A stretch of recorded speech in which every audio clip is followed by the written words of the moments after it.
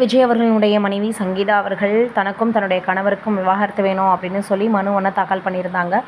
அதுக்கப்புறமாக இவருக்கும் இன்னொரு நடிகைக்கும் திருமணத்தை மீறிய ஒரு தகாத உறவு இருக்குது, அதற்குண்டான ஆதாரங்கள் என்கிட்ட இருக்குது, நான் எவ்வளவோ முறை சொன்னேன், எவ்வளவோ சண்டை போட்டு பார்த்துட்டேன், எவ்வளவோ பேசி பார்த்துட்டேன், ஆனால் அவர் மாறி தன்னுடைய விஷயங்கள் எல்லாத்தையுமே அவர் பார்த்திங்கன்னா கண்டுக்காமல் இருக்கார், நான் சொல்கிற எதையுமே அவர் கேட்குறதில்ல அப்படின்னு ரொம்பவே ஓப்பனாக சில விஷயங்களை சொல்லியிருந்தாங்கன்னு அந்த மனுவில் சொல்லியிருந்தாங்க. இது எல்லோருக்குமே மிகப்பெரிய அளவில் அதிர்ச்சியாக இருந்தது.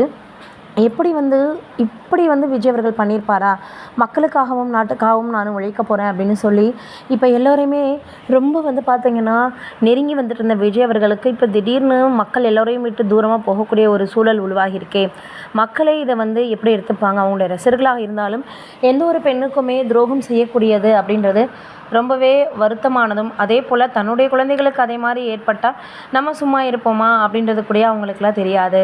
தனக்கு சில விஷயங்கள் பண்ண முடியுது அப்படின்னு நினைக்கும் பொழுது அது அப்படியே அவங்களுடைய வாழ்க்கையில் அவங்க செய்யக்கூடிய நல்லது கெட்டது எல்லாமே அவங்களுடைய பிள்ளைகளை தான் போய் சேரும். அப்போது இதனால் ஃப்யூச்சரில் பாதிக்கப்பட போகிறது அவங்க தானா அப்படின்ற மாதிரி எல்லோருமே கேட்டு வராங்க.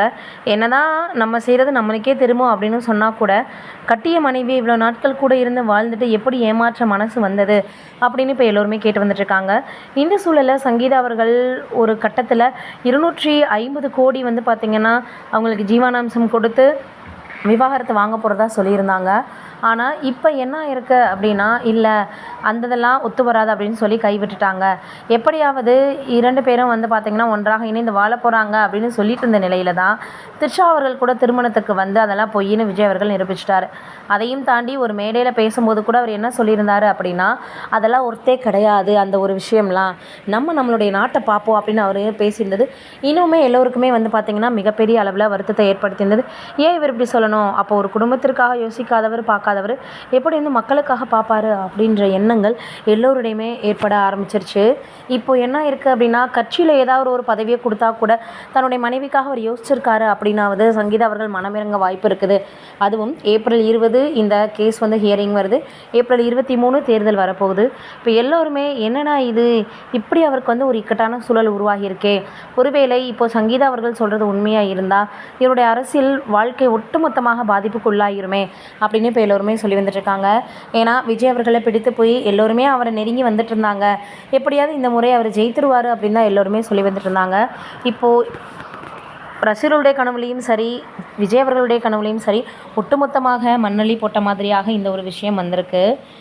எதற்காக இப்படி ஒரு விஷயத்த சங்கீதா அவர்கள் இவ்வளோ நாட்கள் சொல்லாமல் இவர் அரசியலில் களமிறங்கினதும் சொல்லணும்? அதற்கு பின்னாடி என்ன காரணம் இருக்கணும்? இப்போது விஜய் அவர்கள் இதை பற்றி எதுவுமே சொல்லலையே. அவருடைய செல்ஃப் ரெஸ்பெக்ட், அதே போல் அவருடைய சொந்த விஷயம் எப்படி சமூக வலைதளங்களில் வெளியாச்சு, சங்கீதா அவர்கள் சொல்லாமல் வேறு யார் சொல்லியிருப்பா அப்படின்னு பல விஷயங்கள் தொடர்ந்து எல்லோராலையும் பேசப்பட்டு வந்துட்டுருக்கு.